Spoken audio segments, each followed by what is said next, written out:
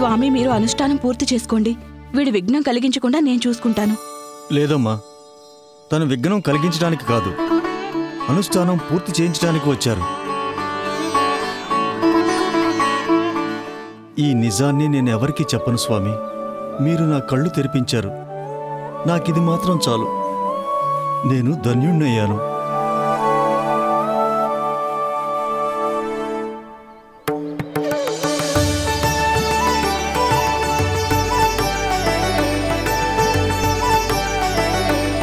ఇదేమిటి స్వామి, ఏం చేస్తున్నారు?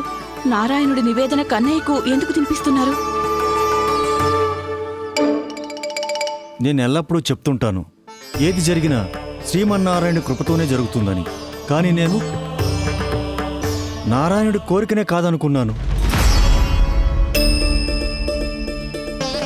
స్వామివారు పొరపాటున నా నిజం చెప్పరు కదా? కొంచెం సమయం పట్టింది, కానీ అర్థమైందమ్మా. పిల్లలే శ్రీమన్నారాయణ రూపమని.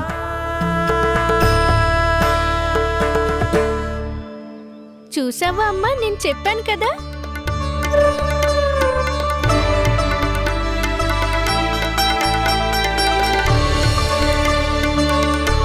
ఈరోజు కన్నయ్య నాకు ఒక పెద్ద గుణపాఠం చెప్పారు. నిజంగా స్వచ్ఛమైన శ్రద్ధ, భక్తితో ఎవరైనా సరే నారాయణుడి పాదాలకు అర్పించుకుంటే శ్రీమన్నారాయణుడు చాలా సులభంగా వారికి దర్శనమిస్తారు. ఒక్కొక్కసారి ఒక చిన్న బాలుడి రూపంలో ఎదురొస్తారు. నారాయణుని పొందటానికి ఏ తీర్థానికి వెళ్లాల్సిన అవసరం లేదు. అంతేకాకుండా ఏ పవిత్ర నదిలో మునగాల్సిన ఆవశ్యకత లేదు.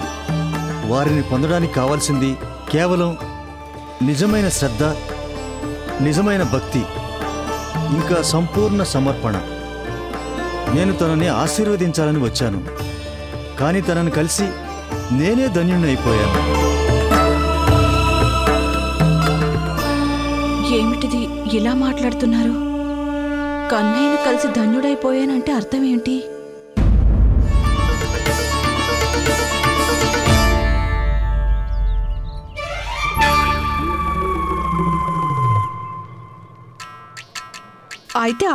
అయితే ఆశీర్వాదం ఇవ్వండి. తేజవంతుడు కావాలని, ఇంకా ఎవ్వరి చెడు దృష్టి పడకూడదు అని.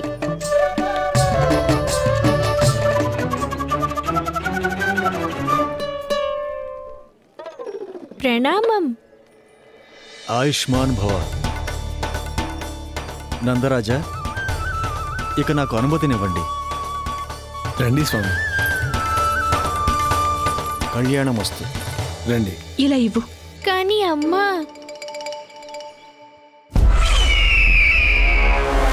ఇలాంటి అన్యాయం చేయొద్దు మహారాజా. ఇక చాలించండి. కంసుడు మరీ అంత నిర్దయుడు కాదు. మీరందరూ ఇంతగా ఆందోళన పడుతున్నారంటే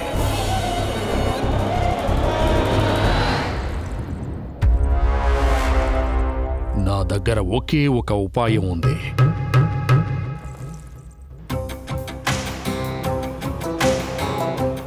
నేను మిమ్మల్ని ఈ నిశుల్క వ్యాపారం నుంచి ముక్తినివ్వగలుగుతాను. ఒకవేళ గోకులరాజు నందుడు తన కుమారుడితో పాటు ఇక్కడికొస్తే గనక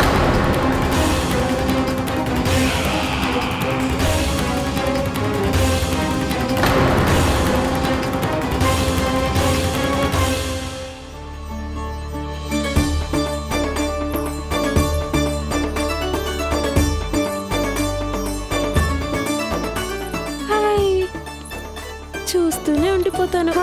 ఇలాగే తిరిగి చూస్తూ ఉండు కన్నయ్య. కన్నయ్య, దారిలో నడిచేటప్పుడు వెనక్కి తిరిగి చూడకూడదు, ముందుకు చూడు. అది నీపై నిందలు వేసేవారిని అస్సలు చూడకూడదు. పద లోపలికి.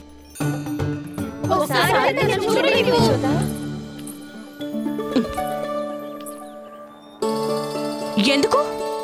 ఎందుకంటే మీ కన్నయ్య మా మనసులో ఉంటాడు కాబట్టి. ఎందుకంటే మీ కన్నయ్య మా మనసుని దోచేశాడు యశోద గారు. వాడు వెన్నదంగ కదా ముందే. ఇప్పుడు మనసులు కూడా దోచేస్తున్నాడా? లేదు లేదు వదిన, తన అన్నదానికి అర్థం కన్నయ్య అచ్చం మీ పోలికే అని. ఏ విధంగా మనసుల్ని దోచే నవ్వు మీకుందో అలాగే తనకు కూడా ఉందని. మీకు అందమైన కళ్ళున్నాయి కదా, అలాగే తనవి కూడా.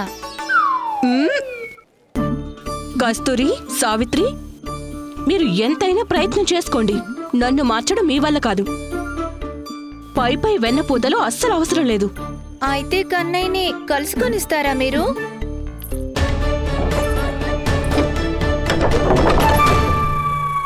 ముందే చెప్పాను కదా, నా ఇంటికి రావాలంటే మీ తప్పులు మీరు ఒప్పుకోండి. కన్నయ్యని కలవాలంటే ఏదో ఒక ఉపాయం ఆలోచించాల్సిందే. ఒక ఉపాయం ఉంది. వదిన, చిన్నమ్మ, మనందరం ఇక్కడే కూర్చుని పోదాం. కన్నయ్య ఎప్పుడో అప్పుడు రావాల్సిందే కదా. కలుసుకునే ప్రశ్నే లేదసలు. ముందేమో నిందలు వేస్తారు, తర్వాత ప్రశంసలు చేస్తారు. యశోద అమాయకురాలని ఒప్పుకుంటుందనుకుంటున్నారా? అస్సలు ఒప్పుకోను. ఈసారి నేను అస్సలు ఒప్పుకోను. ముందేమో రాముడు వెనకే ఉండేవారు, ఇప్పుడు నా కన్నయ్య వెనక పడ్డారు.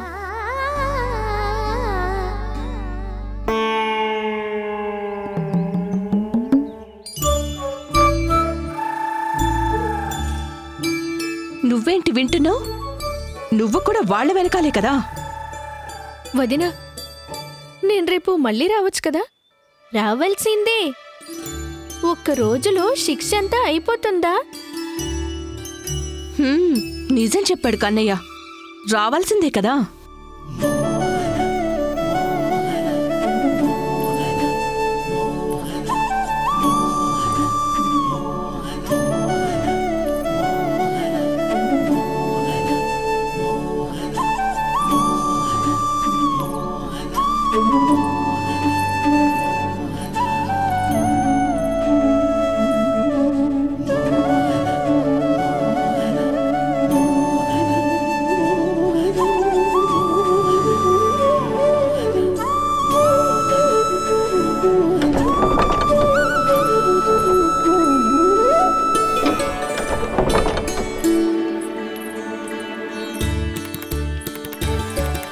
మీరందరూ ఇక్కడెందుకు కూర్చున్నారు? నీలాగా అందరూ చెల్లాకిగా ఉండరు కదా. ఏదో ఒక ఉపాయం ఆలోచించాల్సిందే కదా కన్నయ్యని కలవడానికి. ఇక ఇప్పుడు ఒకే ఆశ మిగిలి ఉంది. ఎప్పుడు అప్పుడు కన్నయ్య బయటకొస్తాడు, మేమందరం తనని కలుసుకోగలుగుతామని. నా అదృష్టాన్ని శపించాల్సిన అవసరం లేదు వదినా.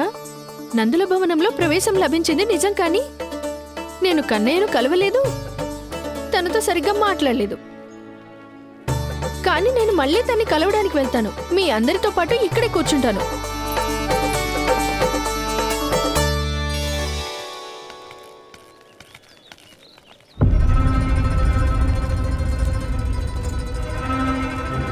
నందరాజు, ఎలా చెప్తాం? ఏ ముఖం పెట్టుకొని చెప్తాం? మనం మూర్ఖత్వంతో సరే చెప్పాల్సి వచ్చిందని చెప్పు.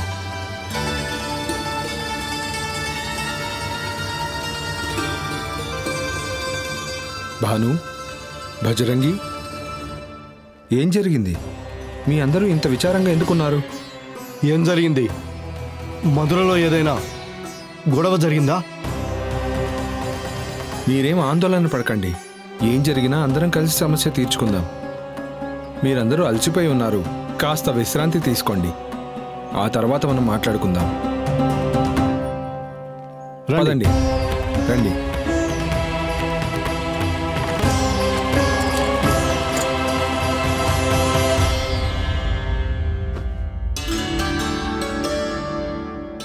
నేనే ఏదో ఒకటి చెయ్యాలి.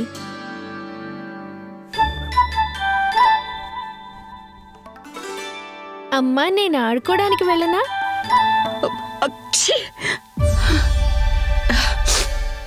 చెప్పమ్మా, నేను వెళ్ళనా? వద్దు కన్నయ్య, ఇప్పుడే కదా తుమ్మాను, అది శుభ సంకేతం కాదు. జరగాల్సింది జరిగిపోయిందమ్మా. ఇదిగోండి, జలం పుచ్చుకోండి, తీసుకోండి, తాగండి.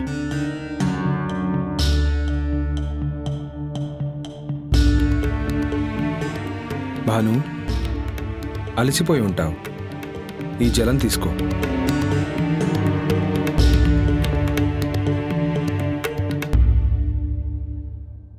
బజరంగి, తీసుకో. అరే, శరీరం గురించి ఆలోచించుకోవాలి కదా. తీసుకో. మీరు మాకెందుకు జలం తాగిస్తున్నారు? మమ్మల్ని ఎందుకు ఎంతగా పట్టించుకుంటున్నారు? మేము దేనికి యోగ్యులం కాదు నందరాజా, మేము దేనికి యోగ్యులం కాదు. అవును నందరాజా, మేము దీనికి యోగ్యులం కాదు, మేము దీనికి యోగ్యులం కాదు. అరే, మీరంతా ఇలా ఎందుకు మాట్లాడుతున్నారు? మేం మీ మాట వినలేదు నందరాజా. మీరు చెప్పారు, వారించారు కూడా మమ్మల్ని. కానీ అధిక ధనలాభాలతో మీ మాటను పెడచెవిన పెట్టి ఆ రాక్షసుడికి మాట ఇచ్చేశాం. ఇక మధుర వెళ్ళాక తెలిసింది, ఈ పథకం మొత్తం వేసింది ఆ వ్యాపారి. వాడేదంతా కంసుడు చెప్పడంతో చేశాడు. అమ్మా, నువ్వే కదా నేర్పించింది, పరిస్థితి ఏదైనా పరిష్కారం లేకుండా ఉండదని. ఆ పరిష్కారం ఆలోచిస్తేనే కదా లభించేది.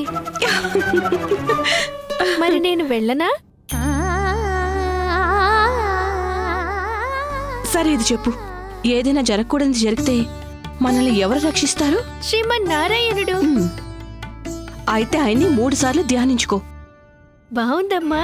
నా రక్షణ కోసం నా పేరునే ధ్యానించమంటున్నావా? ఏం ఆలోచిస్తున్నావు? చెయ్యి. నారాయణ నారాయణ నారాయణ నారాయణ నారాయణ. ఇక చాలు చాలు.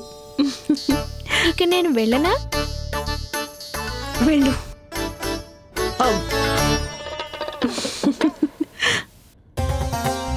అంటే ఇదేమీ మామూలు పన్నాగం కాదన్నమాట. ఇదంతా ముందుగా ఆలోచించిన పన్నాగం, మామూలు మనుషుల్ని ఇరికించడానికి. దీనికి అర్థం దీని వెనుక ఏదో ఒక కారణం ఉండే ఉంటుంది. కారణం సంగతి తెలీదు, కానీ మమ్మల్ని విడవడానికి ఒక ప్రస్తావన విధించాడు. షరత? ఎలాంటి షరతు భాను? చెప్పు భాను. విషయం చెప్పకపోతే నేను సహాయం ఎలా చేయగలను? చెప్పు, ఎలా చేయగలను? తనతో చేయాలని నిర్ణయించుకున్న నిశుల్క వ్యాపారాన్ని సమాప్తం చేయాలంటే మాకు విన్నపం చేయడానికి మీరు ఆయన దర్బారుకు, అది కూడా ఏంటి? అది కూడా కృష్ణయ్యను వెంట తీసుకొని.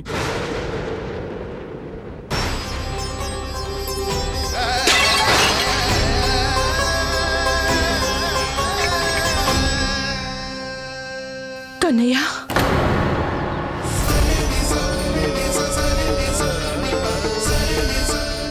ముందు నెయ్యి, ఇప్పుడు ఇది. ఏదో ఖచ్చితంగా జరుగుతోంది. మీరందరూ వెళ్ళండి, విశ్రాంతి తీసుకోండి.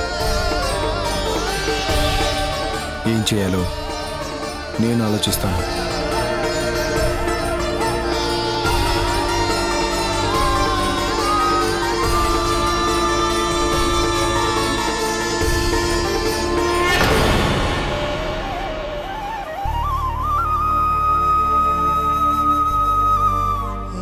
అన్నగారు,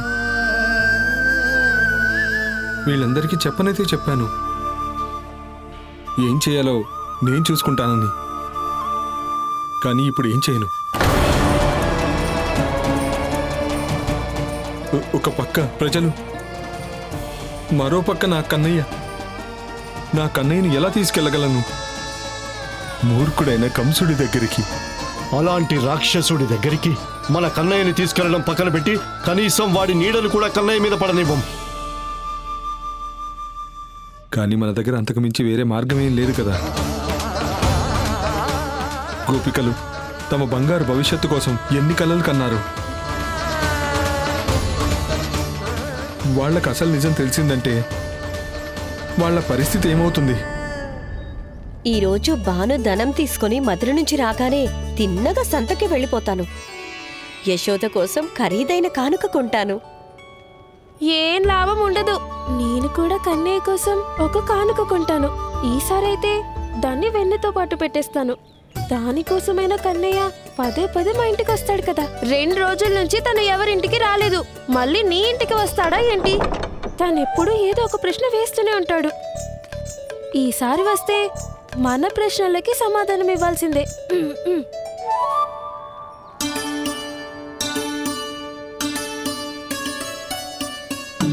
వచ్చాడండి. ఇదేంటి? ఏం చేస్తున్నాడు తను? తను మనకందరికి ముఖాన్ని ఎందుకు చూపించడం లేదు? ఇదేంటి కన్నయ్య? ముందేమో వెన్న దొంగలిస్తావు, ఇప్పుడేమో సిగ్గుతో ముఖం చాటేస్తున్నావా? సిగ్గుపడాల్సింది వాళ్ళు, ఎవరైతే దొంగతనం చేశారో. నేనెందుకు సిగ్గుపడతాను? అయితే ఈ విషయం చెప్పు కన్నయ్య. మరి మా అందరి ముందు ముఖం ఎందుకు దాచుకుంటున్నా? ఎందుకంటే మీరందరూ నా నీడను కూడా చూడకూడదని.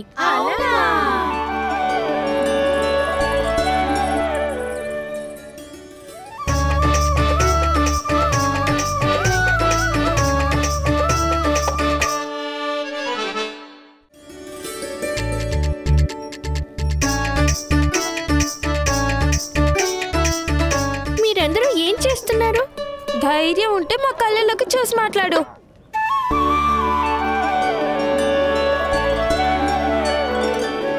నేను యశోమతి అమ్మ కన్నయ్యను. అణువణువున ధైర్యం నిండి ఉంది నాలో. అడగండి, ఏం అడగాలనుకుంటున్నారు? ముందే విషయం చెప్పు. ఈరోజు ఎవరింట్లో వెన్న దొంగిలించడానికి వెళ్తున్నావు? దొంగతనం అది నేను. అమాయకంగా నటించొద్దు. ఇవన్నీ యశోద గారి దగ్గర నడుస్తాయి, నా దగ్గర కాదు. ఈ విషయం చెప్పు కన్నయ్య. ఈ మధ్య వెన్న తినాలనిపించడం లేదా? లేదా పట్టుబడతానేమోనని భయపడుతున్నావా? లేగదూడలకు వాటి అధికారం ఇప్పించడం తప్పెలా అవుతుంది చెప్పండి? పాల మీద అధికారం ముందు పిల్లలకే ఉంటుంది కదా. అందుకని భయపడేది కేవలం ఎవరైతే తప్పు చేశారో వారే. యశోద వదిన,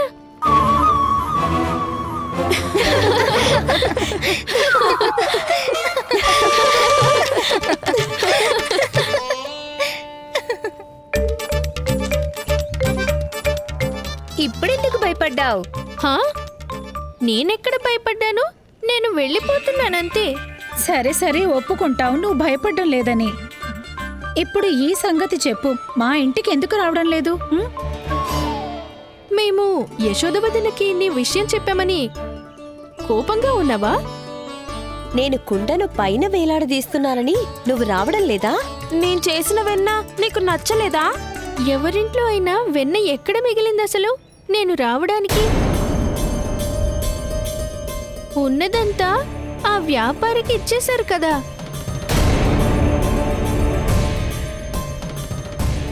తప్పు చేసినప్పుడు అనుభవించాల్సిందే కదా. బాగుంది కృష్ణ. దొంగిలించేదేమో నువ్వు, తప్పేమో మాపైన. లేదు లేదు, ఇప్పుడు బాధపడ్డా విచారపడ్డా లాభం ఏమీ లేదు. మేమెక్కడ బాధపడ్డాం? విచారించడం కూడా లేదు. తప్పు చేశామని తెలుసుకున్నాక దాన్ని ఒప్పుకొని పాఠం నేర్చుకోవాలి. బాగుంది కన్నయ్య. దొంగతనం ఒక పక్క, మరో పక్క జ్ఞానబోధ చేస్తున్నావా? నేను కేవలం మా అమ్మ నేర్పించిందే మీకు చెప్తున్నాను చిన్నమ్మ. ఇంకా ఏమీ నేర్పించింది మీ అమ్మ? ఇదే పరిస్థితి ఎలాంటిదైనా విచారించడం దానికి పరిష్కారం కాదు. ఆలోచిస్తేనే పరిష్కారం లభిస్తుంది.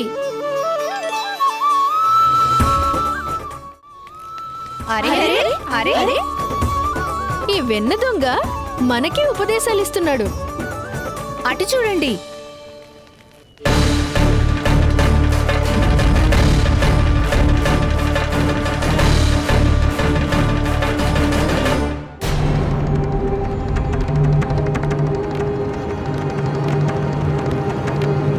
వీళ్ళందరూ ఇంత విచారంగా ఎందుకున్నారు?